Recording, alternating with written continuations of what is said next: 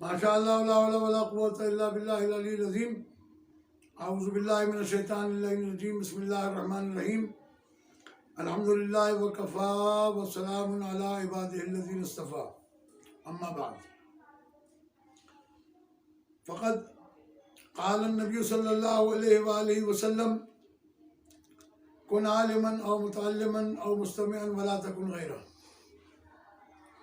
ارشاد فرمایا سرکار ختم مرتبت نے، عالم بنو، طالب علم بنو یا علماء کی صحبت میں بیٹھنے والے بنو، اس کے علاوہ میں تمہیں کسی صورت میں، چوتھی صورت میں دیکھنا نہیں چاہتا۔ آج میں ہمارے بہت ہی محترم عزیز بزرگ حضرت آیت اللہ حافظ ریاض صاحب قبلہ کے چھوٹے بھائی قاضی نیاز حسین نقوی علی اللہ مقامہ، جن کا گزشتہ ماہ انتقال ہوا ایران میں، ایک عظیم قومی نقصان ہوا۔ ایسے علماء، ایسے کام کرنے والے لوگ بہت کم پیدا ہوتے ہیں۔ میں مختصراً ان کی زندگی کے چند پہلو آپ کے سامنے پیش کرنا چاہوں گا۔ میری چند ایک ملاقاتیں ان سے رہی ہیں۔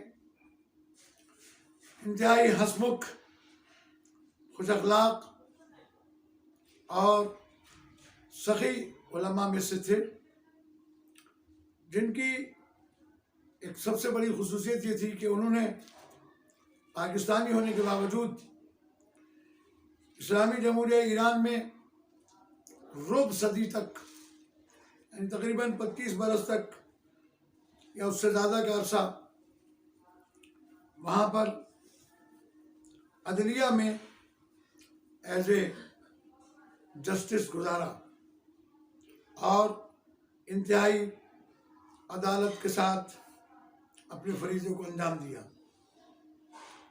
چند سال قبل جب پاکستان واپس آئے، اس دوران بھی اور اس سے پہلے بھی پاکستان، ایران، عراق، ڈنمارک، اٹلی وغیرہ میں دینی مدارس کی تأسیس فرمائی۔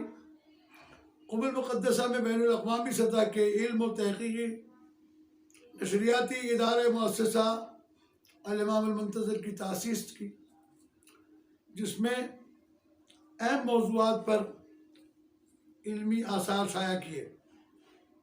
حوزہ علم جامع المنتظر لاہور کی تعمیر، ترقی و نظم و نسق میں ناقابل فراموش خدمات انجام دی۔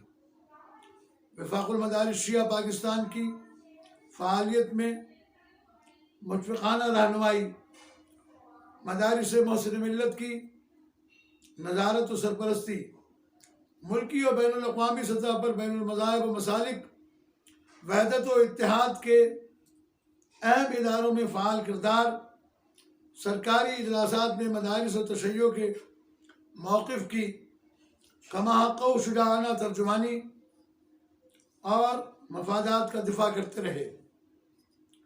اتحاد تنظیمات المدارس پاکستان کے مرکزی رہنما کی حیثیت سے مدارس کی آزادی و خود مختاری اور ترقی کے لیے بھرپور کردار ادا کیا۔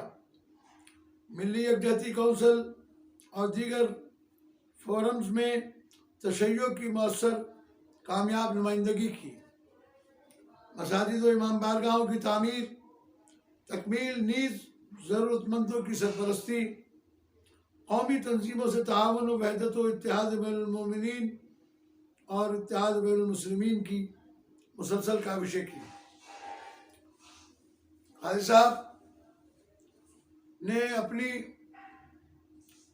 تمام جائیداد کا ایک تہائی حصہ شیعہ فقراء، سادات و مساکین کے لیے وصیت کے مطابق وقف کیا ہے۔